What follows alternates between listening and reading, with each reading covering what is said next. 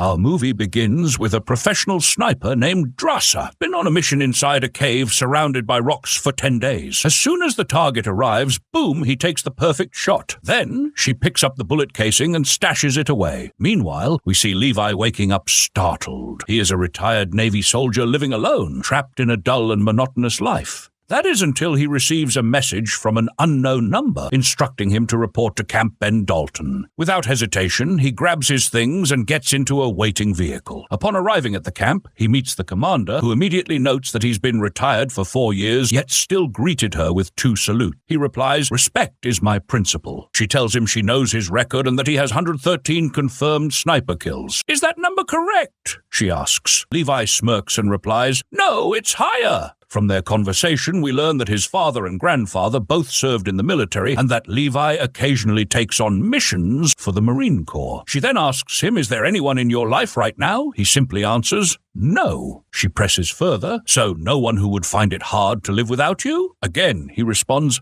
"No." That's when she informs him that he's needed for a secret mission. On the other side, Drasa visits a cemetery with a bottle of alcohol. There her father is sitting, playing music, but he looks frail and exhausted. When he asks how she's doing, she replies, "As usual, I feel better after seeing you," and hands him the bullet casing, just like she does after every mission. It's clear that she isn't happy with what she does. She then tells her father that she's about to leave for a secret mission that will last an entire year, during which she won't be able to contact anyone. From their conversation, we also learn that he has cancer and could pass away at any moment. She says, "When that time comes, I won't even know if you're alive or dead." He tells her, "It's simple. I've already decided to do it myself. One way or another, I'm going to die someday. That's why on February 14th, Valentine's Day, just know that I've done it. I've ended it." At first, she thinks he's joking, but then he tells her that he's exhausted, that he's lonely, and that there's no one left for him. She bids him farewell with a heavy heart. Next, we see Levi waking up on a plane. He had been drugged so he wouldn't know his destination. The moment they reach the target location, he jumps from the plane, completely unaware of where he is or what his mission is. After landing, another soldier calls out to him, saying, "Finally, you're here! You're the first person I've seen or spoken to in a year." Levi learns that the soldier's name is Jay. When Levi asks him what he knows about the mission, Jay replies, "Nothing. All they gave me was a map with no landmarks, just the spot where I was supposed to wait for you." When Levi asks where they are, Jay simply shrugs, "No idea. I've been here for a year and I still don't even know what country we're in." Jay then points to the Western Watchtower, saying, "That's your new home for the next 365 days. He shows Levi the hunting spots where he can find food and warns him about another soldier stationed in the Eastern Tower, saying, "Strictly forbidden. No contact with him whatsoever." He then explains, "The mission is easy. You're just a maintenance specialist. Every day you'll do a round along the western perimeter. Every 600 meters you'll find Valence towers or automated artillery turrets. Your job is to reload them, check for hidden devices and mines, and every 30 days you'll run a radio test." Levi interrupts, "Wait, hold on. What do you mean by hidden devices?" He told him, "A type of satellite communication relay is installed every kilometer along the perimeter." When Levi asked, "And what exactly do they do?" Jay replied, "Isn't it obvious? They're called concealers for a reason. They conceal. They send out false signals to all satellites. They're specifically designed to hide the trench from spy satellites. And that trench, dear viewer, is exactly where they are." Jay continued, "There's no external communication here, no phones, no satellites. You're in complete isolation. In case of emergencies, there's an alarm button on the radio." Levi asked, "And who does that alarm notify?" Jay shrugged. "No one knows. Does it really matter? The important thing is, if the concealers ever get damaged, they automatically activate their fail-safe system, something called stray dog protocol." Levi frowned. "And what exactly does this dog do?" Jay smirked. "Never seen it in action, and trust me, you don't want to either. Just know that if you ever hear the air raid siren, grab your stuff and run for your life." He then explained that this place was built at the end of World War II. It's an old site, classified unknown to the world. Decades ago, an agreement was made to keep its existence a secret. Even today, every year, a soldier from the Western nations is sent to monitor the Western perimeter, while another from the East does the same on the Eastern side. Levi scoffed. "So, you're telling me that for the past 75 years, one person from the East and one from the West have been working together every year, just to keep this place hidden?" Jay shook his head. "Not exactly, but what I can tell you is that in the past last 75 years, 13 U.S. presidents had no idea this trench even existed. Levi fell silent for a moment, then asked, "So what's the real mission here? Besides keeping the place secret, am I just supposed to stop people from entering the trench?" He replied, "No, your job isn't to stop people from entering the trench. It's to stop whatever's inside from getting out." Levi frowned. "And what exactly is inside the trench?" Jay pulled out a smoke grenade, tossed it down below, and within seconds, a chilling sound echoed from the depths. "No one knows what that is," Jay said. "No one knows where the sound comes from. The soldiers before us called them the Hollow Men, but even I don't know why they got that name. All I can tell you is that in the late 1940s, they sent 3 full battalions down there. Not a single one of them came back. Over 2,400 men riding on horseback were sent to eliminate whatever was inside, but neither the men nor their horses ever returned. In short, this trench is the gateway to hell, and we are its gatekeepers." Jay explained that he had learned all of this from the soldiers before him. He continued walking until he reached a specific location where he fired a distress flare. Moments later, a plane arrived to pick him up. Just before boarding, he introduced himself, only to be suddenly shot. The rope holding him snapped. And what does that mean, dear viewer? It means there's something big they're trying to hide. It means that anyone who completes the mission is silenced permanently, so they can never speak of what they've seen. A month passed, and Levi followed his orders to the letter. When he conducted his scheduled radio test, they asked, "Is everything in order?" "Yes," he replied. "Any enemy engagements?" "No." Just as Levi was about to continue speaking, the transmission abruptly cut off. He then noticed something scrawled on the wall. Upon closer inspection, he realized that every soldier who had been here before had left a message behind. One of them dated back to 1947. It was written by a captain named Bradshaw. Days passed. Then one night, Levi heard a loud noise. He turned to see a figure chopping wood. It was Drasser. She too seemed to sense his presence. Later that night, he saw her sitting alone, staring in his direction. Another month passed, bringing them into November, the month of Drasser's birthday. She sat alone, singing to herself. And because she was always reckless and crazy in every film she appeared in, she grabbed her weapon and fired a shot into the sky. Levi heard her and looked in her direction, noticing that she had written a note for him. "What's your